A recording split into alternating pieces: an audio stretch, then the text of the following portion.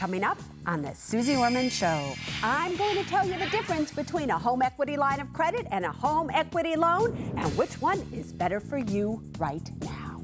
Also, the representative said that I should switch to an interest-only loan. Don't you let any financial advisor ruin your financial dream. Do you hear me? And you ask me, can I afford it? I would like to remodel my bathroom. Is it a kitchen or bathroom? I'm sorry, it's a bathroom. You actually want to remodel both, don't you? I do.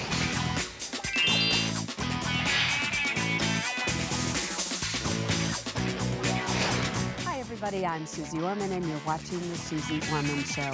Tonight, I want to start with talking to all of you about home equity loans. Yes, I've been talking about this for a long time. And you still are confused about the difference between a home equity loan and a home equity line of credit. Which one should you use? What's the difference between the two? What should I do, Suze Orman? Well, now I'm going to tell you, so you listen up, because this is what you need to know. Now, there are many of you out there, believe it or not, that do own a home, and that home has appreciated in value and or you have paid down the mortgage to such an extent that you have something known as equity, money in that house. Now, for whatever reason, you may want to take the equity that is in that house out. And you have two ways normally to do it. Either a home equity line of credit or a home equity loan. The difference between the two are as follows. A home equity line of credit is when you are issued a credit line up to the amount of equity that you can take out of your home, and you can write a check for any of that equity or all of that equity. It is up to you. When you take the equity out, you then have to pay it back every month at a specific interest rate. However, that interest rate is not locked in. It's an adjustable interest rate, and as many of you are seeing happen to you, as interest rates go up, as the Fed funds rate goes up, the prime rate goes up, the interest on your home equity line of credit goes up. Hopefully, as interest rates maybe go down, the Fed funds rate goes down, prime goes down, it is possible that the interest on your home equity line of credit could go down as well. But it's all dependent on what's happening out there. On a home equity loan, you are taking the equity out. They are giving you a specific amount of money. They're just issuing you that check, and you have a specific amount of time to pay it back at a locked-in interest rate. The interest rate is locked. So it doesn't matter what happens with the Fed funds rate or the prime rate. You know exactly what your payments are going to be. They're not going to go up. They're not going to go down. They are fixed. That is the difference between a home equity line of credit and a home equity loan. I have always liked home equity loans when interest rates are low, because you lock that in. When interest rates are high and projected to come down, then I don't have a problem with a home equity line of credit. But right now, in these times, I would be sticking to a home equity loan if you are taking equity out of your home. Let's go right now. We're going to Orlando, Florida, where our first guest tonight is Melissa. And I hear, Melissa, you have a question about home equity loans, home equity lines of credit, and what you should do in your particular situation. So let me hear it, my friend. My husband and I are looking to purchase a bar for around $400,000 to $500,000. It's something we've been wanting to do for a long time. And we do have an investor who's willing to put up about 75%, which would leave us with about $100,000. And we were looking to use a home equity line of credit or a home equity loan to finance that. And were you able to hear my opening tonight as the difference between the two? Yes.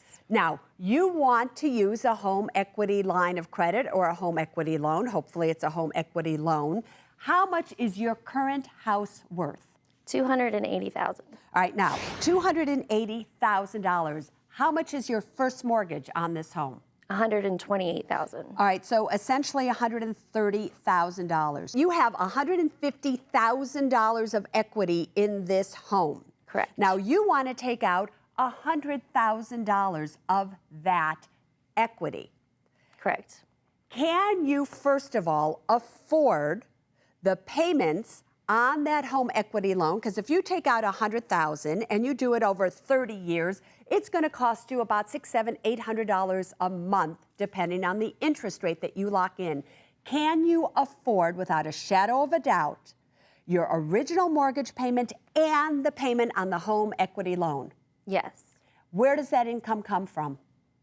Bartending, and then if we purchase the bar, part of the money would come from that as well. So we would be able to work as well as the income coming from the bar. And do you have working capital to keep this bar going? Yes, from our investor. From your investor. Right. Now, the investor that you have, do you have a legal document with this person? How much money does he or she get for putting in 75% of the money? What's the arrangement between the two of you? What happens if the investor dies and his or her family wants their money back? Have you worked all that out? No, we haven't established that because I wanted to come to you and find out if this was even a good idea to begin with. Have you ever ran a bar before in your life? Yes. You have. And how did that work for you? Did it work or did it fail? It's worked very well. So are you running a bar currently? My husband and I both manage a bar. So you manage a bar. Now, in managing a bar, does that mean you're responsible for all the salaries? You're responsible for all the expenses, that you're really, really running it? Could you tell me right now exactly how much the owner is making after all expenses, what it costs them? Can you tell me all of that? Or do you just manage the people and make sure everything runs smoothly? Manage the people and make sure everything runs smoothly, mostly. All right, so you don't know for sure if this bar is profitable, how much money this person is making, and what it really costs to do something, do you? No. All right, listen. I would not be advising you at this point of time in the economy, number one, to take out a home equity loan, and number two, to be getting in a business that you have never run before. Managing a bar and people is different than owning a business. You need to be a business owner, have working capital and everything in line. And I have to tell you, when somebody owns 75% of something, you are in essence going to be working for that person, believe it or not, just like you're working for the person you're working for now. You probably won't even make as much money in the long run, and you'll put your house in jeopardy. Right. So, Melissa, why do you want to do that to yourself? Well, I guess I found out that maybe I don't want to. Yeah, but do you understand? See, here's the thing that I keep coming back to on the Suze Orman Show with everybody. We want to work for ourselves. Right. We want to do things, and it just sounds so good, but we aren't thorough with our investigation of what does it cost, what does it take, do we work more hours, what are we going to have to do? Sometimes, believe it or not, we are better off working for somebody else versus getting ourselves in debt, risking our homes, having somebody else own a business and everything like that. So at this point in time, I have to tell you, my gut feeling says, Melissa, stay behind the bar. Keep managing this other business for this other person. You're doing great. Keep putting the money away, but I would not be taking money out and going into business in a business that I didn't know really a lot about. Girlfriend Amy, you out there? Yes, I am. That's a good thing. I am so excited to be here. Oh, thank you, Amy. I You are appreciate that. so smart about financial things. I have to tell you, I try. I give it my best. So, give me a shot here. Let's see what you got. Well, this is an easy question. In 2003, I had a chance to buy credit towards my retirement, and it would allow me to retire 2 years early. Yes. Our home was paid for. We looked around, and we decided to get a HELOC for $10,000 to pay for that credit on the retirement. Yeah. We paid it off in about a year and a half, and Good. except in a dire emergency, we don't plan on ever using it again. Yes. It's good. It's just sitting there. It's available for, I can't remember, 10 to 15 years. And we have no plans at this point to sell our house, but, you know, that's a possibility. You never know. Yeah. Would closing it affect our FICO score similar to the way that closing out a credit account, I credit don't- card account You know, affect it? no, it doesn't actually, because sometimes they report that you have a HELOC credit limit out there. Chances are they don't even know. Just Okay. depends on the bank, and do they report it on the credit? Do they not? Leave it open. You've got nothing to lose unless you use it for something you don't need. Tammy, let me hear your question. Hi, Susie. I have some in-laws that are in their mid-70s, and they have recently transferred their house to my husband and his sister-in-law by a quitclaim deed. And I'm concerned about the taxes and what does that mean for us financially. Is that something that we have to pay taxes on now, or will that come up when it's sold?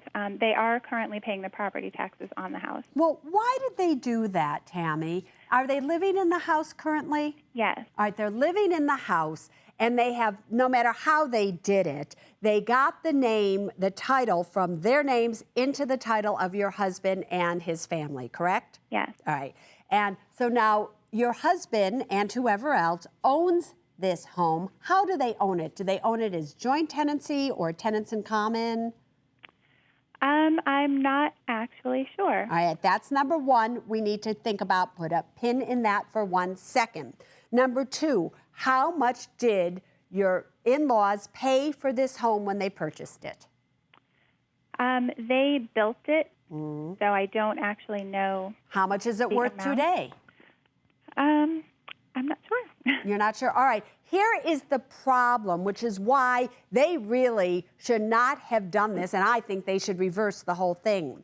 Let's say they built it for $50,000. Let's just say that's true. And let's say the house is now worth $600,000. Totally possible, is it not? Found it, Susie, and it's $121,000. All right, so that it's worth 121? Yes. All right, so maybe they built it for $10,000 years and years ago. The problem is this. The fact that they gave this house as a gift while they are alive to your husband, they have also given them the cost basis on the house. After they have died, if your husband goes to sell the house, they are going to owe taxes on the difference between the $10,000, if that is their cost basis, and whatever your husband sells the house for. If they had just kept the house and gifted the house to your husband via a trust, the husband gets a step up in cost basis, and if it's worth $121,000 upon their death, he sells it for $121,000, no taxes. That's number one. Number two, I just have to say this quickly. If your husband or whoever else is on the title is in a car accident, they hurt somebody seriously, the lawyers will easily find out that they have a home in their name. That's public record. If they are sued and they win the case, it is possible that the house that your in-laws are living in can be taken away from them because of the lawsuit. It wasn't a wise thing to do at all. I would go back, rethink about this, and see if you can turn the situation around.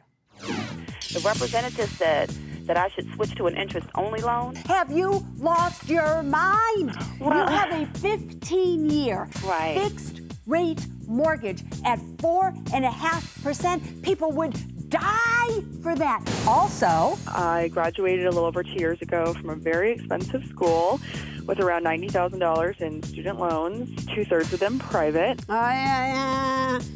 and later, in wanting something, ask me, can I afford it? I'd like to buy Esteban's guitar set. Oh, I'm looking at it on the screen here for $215. Yeah, this is from one of those home shopping channels, isn't it? That's right. Yeah, you know, because I watch it.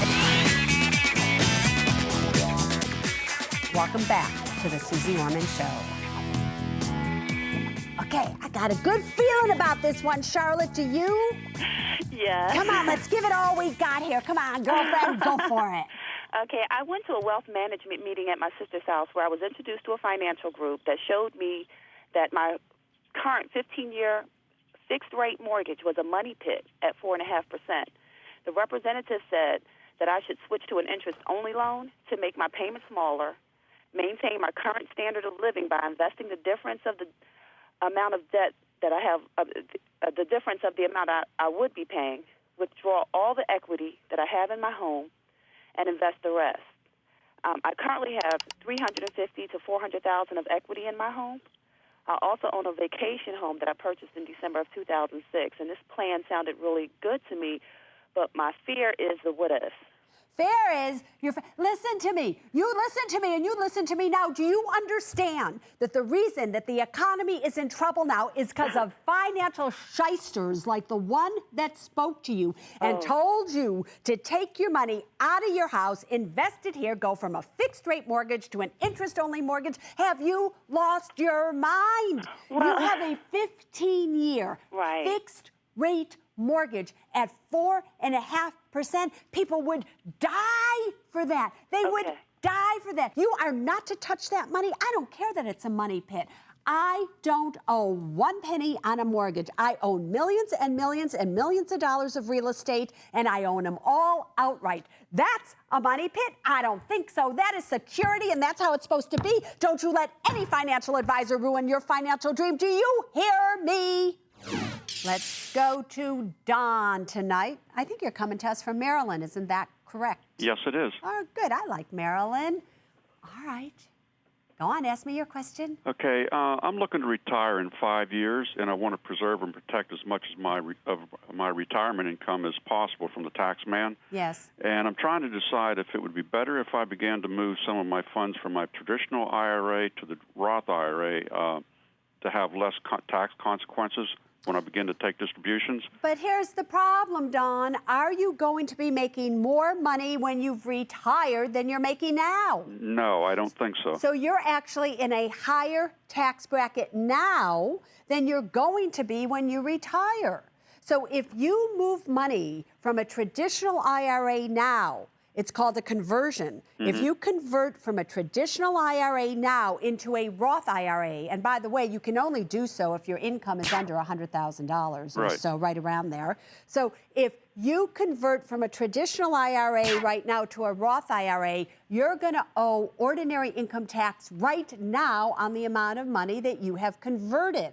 The problem is you're in a higher income tax bracket now than you're going to be when you retire. So what's the difference if you just leave it in the traditional IRA now and take it out when you retire, when you're in a lower income tax bracket? You have 5 years for your tax money to be growing for you. So don't do it. Nicole coming to us from Arizona. Go on, girlfriend. Hi, Susie. I am in student loan debt big time. I graduated a little over 2 years ago from a very expensive school with around $90,000 in student loans, 2/3 of them private. I'm sorry, I have to respond because everybody, if you're watching, you would know that I really dislike private student loans a lot. So, all right, go on. So 2/3 of this $90,000 is in private student loans that have the ability to take the interest rate on that money up to anything they want. What is the current interest rate on your private student loans? Well, I haven't consolidated yet because I haven't been able to afford to repay after going through a divorce and some life changes. So the interest rates are, there's about 20 loans, and they vary between 6.5% and 8.5%. All right, yeah. Like I said, I haven't been able to afford to make payments on them, and with the initial being around $85,000, $90,000, with compounding interest is now up to about $120,000. With the payments, I'm just scared that I'm not going to be able to afford $1,300 a month payments. They're going to be coming up pretty soon, and just how to avoid going into default with these loans. Even if I was to double my income tomorrow, I still wouldn't be able to afford the payments on these, and with like $900 in interest alone every month, I just don't even know how I'm going to get a hold of these without going in default. Nicole, what is it that you spent this kind of money on student loans to become? Fashion design. Fashion designer. And when you were doing this, and you were going to school, because I think it's important that those watching tonight really learn from the mistakes, I'm sorry to say, that others have made. When you were doing this and you were spending this kind of money, did you not think about what the repayments would be? Did the system not educate you enough to tell you how much your payments would be? Were you really just naive in it? What happened that allowed you to feel okay about taking out $90,000 in student loans to become a fashion designer? Yeah, both of those. You know, you go into school bright-eyed and starry-eyed thinking, you know, when you graduate, everything's going to be perfect as far as the job market and what you'll be making. But, you know, I definitely was not educated on what it was going to take when I graduated to be able to repay these. And if you had known in your freshman year, if somebody had sat you down and looked at you and said, Nicole, if you take out this kind of money, this is what your payment is going to be 4 years from now, and if you had seen that your payment was going to be $1,000 a month, looking back, or even then, would you have done it? No, right, absolutely not. All right, do you understand, everybody? Do you hear what Nicole is saying? All of you need to pick up the phone, call your senator, call your congressman. I don't care who you need to call, but the educational system on student loans needs to change, where every lender, especially the private lenders, need to have something that the students sign off on so that they know exactly what they are getting themselves into. The sad part about this, my dear Nicole, is, and this frustrates me more than anything in life. Because of the nature of a student loan, you cannot discharge it in bankruptcy. You cannot do anything. You will see the interest rate continue to compound. They are even protecting the private lenders so that even if they take your interest rate up to 18%, you cannot discharge these loans. Therefore, you have got to find some way to pay this back. Now, I have been a big proponent in the past of when you have available credit on a credit card, do a balance transfer from a student loan by writing a check from student loans onto credit cards. Anything that you can do in that way, looking at, of course, what it's going to cost you to do a balance transfer, might be a solution on some level in the long run. But other than that, you're going to have to design yourself a job that fashions your lifestyle in such a way that you're just going to have to figure out how to pay these loans. Postponing it is only going to make the matter worse. Up next, you can't afford to miss. Can I afford it? I want to know if I can afford to take a leap of faith and start a new life in Southern California. Also, I'm looking to go on a 2-week trip with my boyfriend to Iceland. It's for my 30th birthday, and I want to embrace it. I know you want to embrace your 30th, but I don't want you paying for this trip until your 60th. What do you want to buy? A Rolex watch. A country club membership. Upscale pet boutique. Jaguar XKR sports car. A chocolate party plan company. Hair restoration. A wedding ring. A used ski-boat. Welcome back, everybody. This is where I get to play with you in a very fun way, and let me tell you how. This is where you call in and tell me what it is that you want to buy, and yes, I tell you if you can afford it or not. After, of course, I've asked you a few questions. Are you ready? All right, we go fast pace here. Stick up with us. All right, Dean, what do you want to buy? Hi, Susie. I'd love to buy a Tempur-Pedic mattress set. And am I seeing this correctly? You want to spend $2,300 or so on, that's just for the mattress and the box spring, not the other thing I'm seeing on my screen, right? The headboard. So $2,300, why do you want to do that? Well, Susie, I'm 8 months pregnant, and I'm tossing and turning all night long. I'd love to get this set because it's supposed to be amazing. My friend got it while she was pregnant, and she loved it. And it looks so comfy, and I really like to get some sleep before the baby comes, so please tell me I can afford it. But, Jean, I just have to ask you this before I even ask you to show me the money. You're 8 months into the pregnancy. You're going to give birth in 1 month. Do you really think $2,300 for 1 month? You know, you're not going to be that much more comfortable. You're almost about to give birth. Girlfriend, show me the money. Why didn't you think about this 8 months ago? Show me the money. Well, my husband and I make $3,700 a month combined.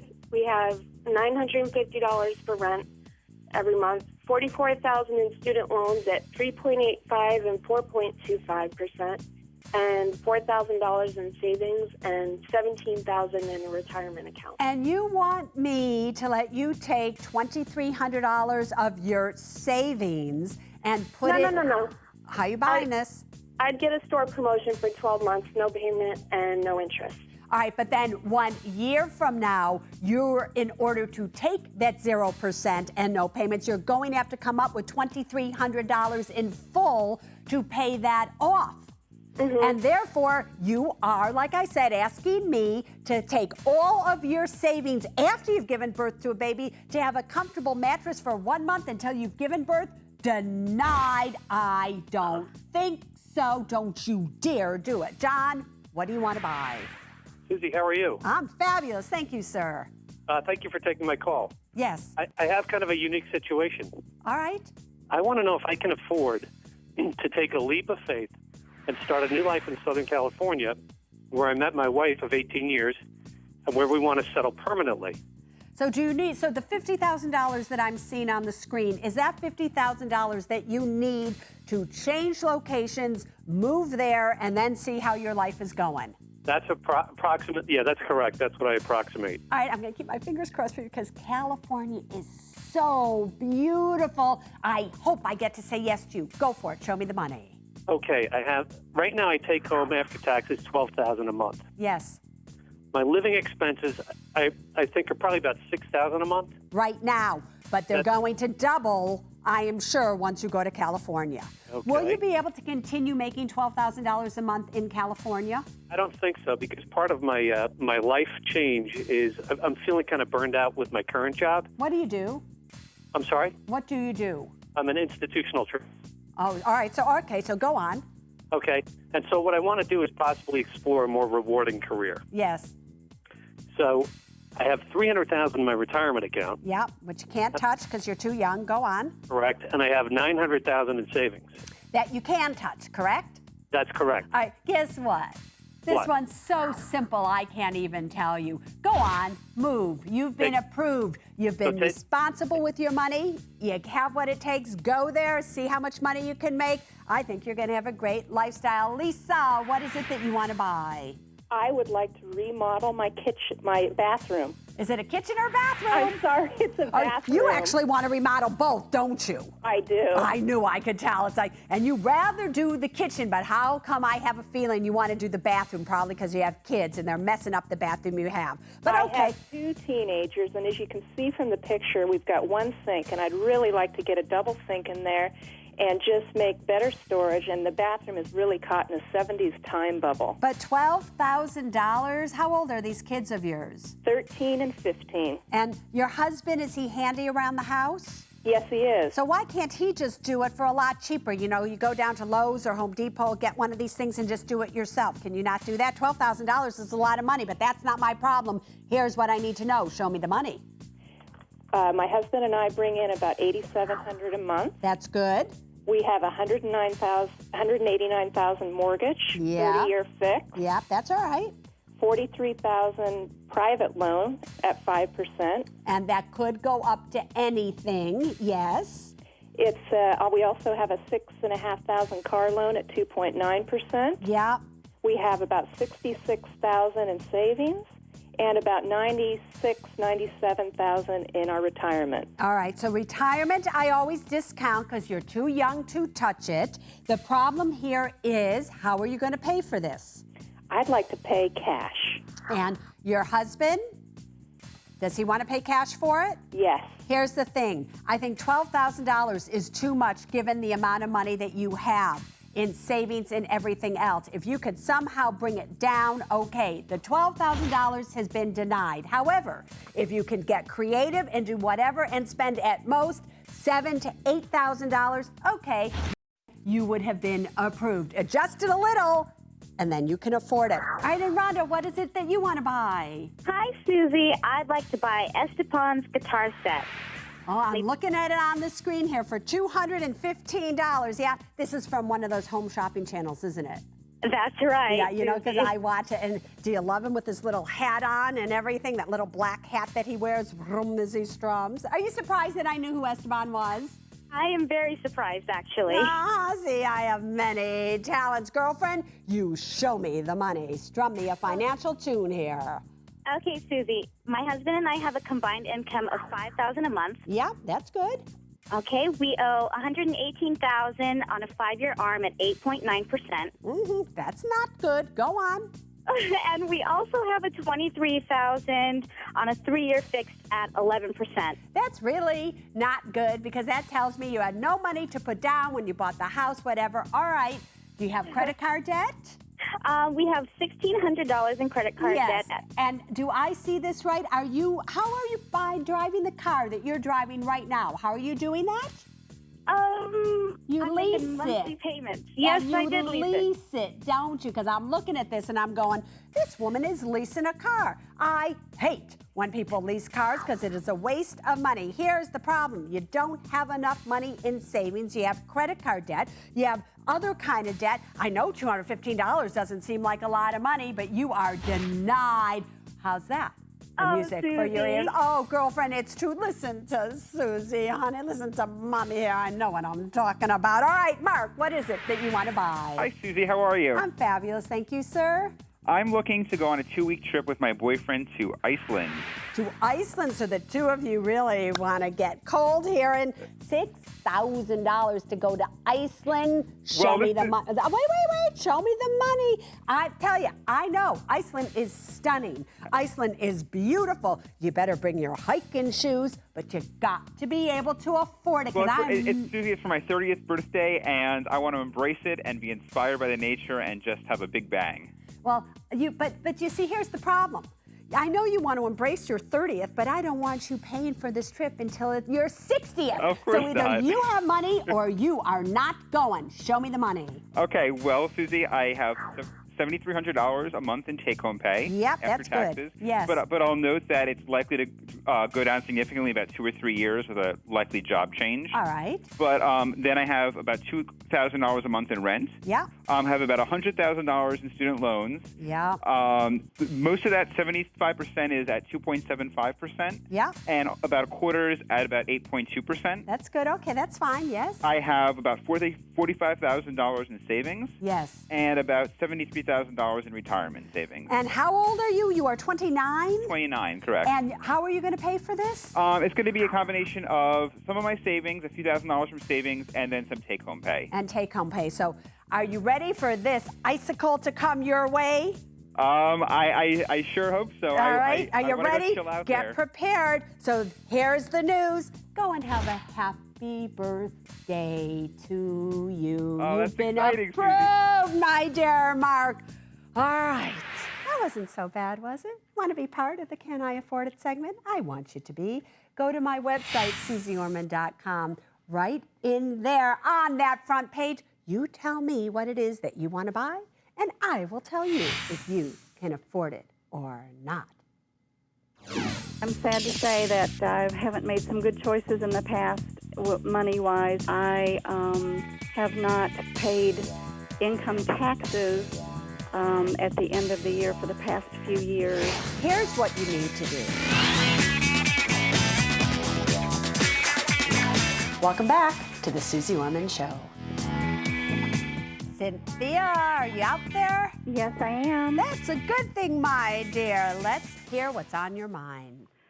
Well, I'm sad to say that I haven't made some good choices in the past, money-wise, and have a wonderful man in my life, and we're contemplating marriage, and I have not paid income taxes at the end of the year for the past few years, and I'm 56 years old. I feel like it's too late to turn things around. I don't know how to get this started.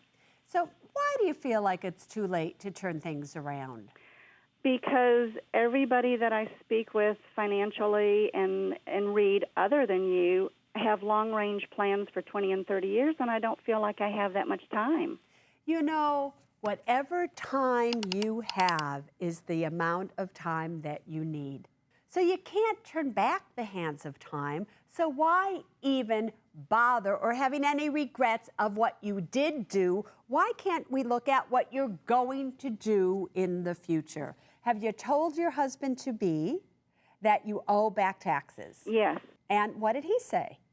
He's very supportive and understands, and of course says that he loves me, but can't take that on himself, and he should not have to. All right, so are you willing now to either contact the IRS or contact a tax attorney and have somebody represent you to go to the IRS to set this matter in motion so you correct it? Absolutely. All right. Here's what you need to do. Start doing it right now because, you see, you'll never get out of this tax burden. Sometimes the creditors out there that know that their loans can never be dismissed, the IRS as well as student loans, they don't say anything to you. The reason they don't say anything to you is they watch your loans go up and up and up.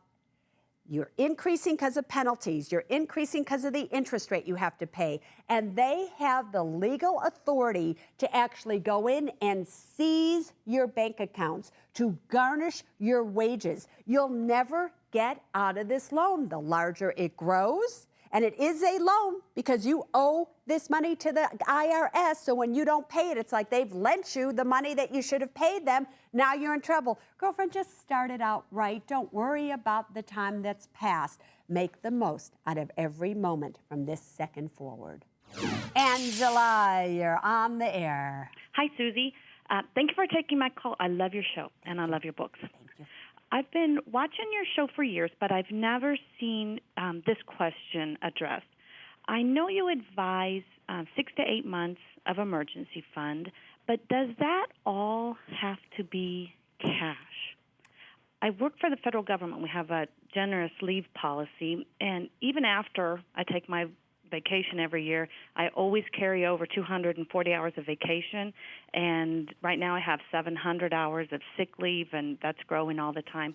Is it reasonable to count those balances as part of my emergency fund and not have quite as much cash, or am I not equaling those? Did you hear how your voice went up there? Did you hear how that was happening? I thought that was so cute, Angela.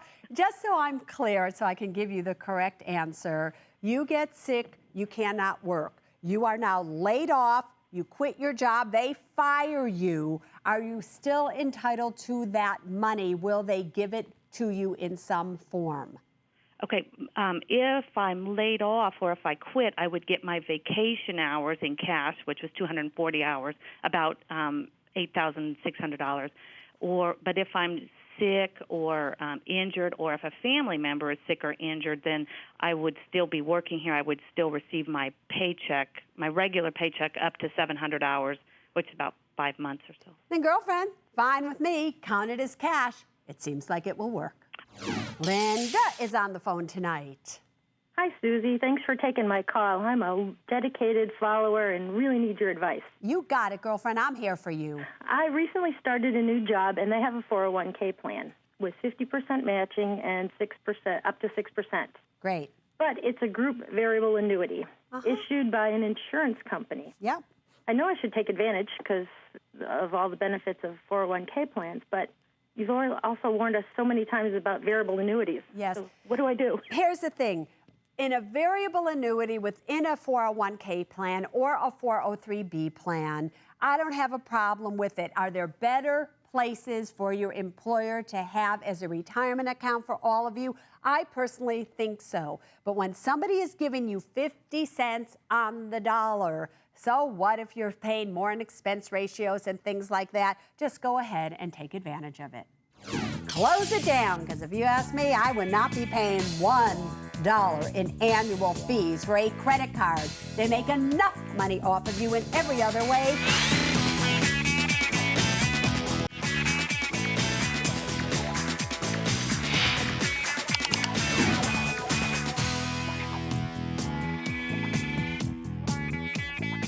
Welcome back, everybody. We're going to go right now to emails. Come on here, Lou. Is it time for me? It's time for you. Good. It's always time for you. It's my favorite part of the show. Is it really? Because do you like No, being on actually, camera? because Yeah. when I have to see myself fumfer through, and it's something you're asking me. I got it. All right. Well, all night I've kind of been talking about mortgages and yeah. Do you own a home? I do. What kind of mortgage do you have? It's a fixed 30-year, and I forget right now. It was a first home buyer's thing, so I got it pretty low years ago. It was like 5 point. Do you have equity in it? Yes. Yes. Do people ever approach you and say, Lou, take out the equity? That's not happened to me yet, but I wouldn't fall for it. You wouldn't, because I've taught you That's better, right, absolutely. Because you wouldn't show up to work on a Saturday night and say that because I would let you have it one time. Absolutely. All right, fine. All right. All right, ready? Yeah. This one is from, and I don't know, Genia?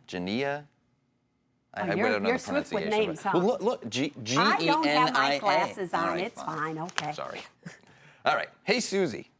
Hey, Lou. Oh, I'm sorry. No, that's from whatever her name is. Hey, Susie. I have heard you say that we should not cancel our credit cards because it could affect our credit score.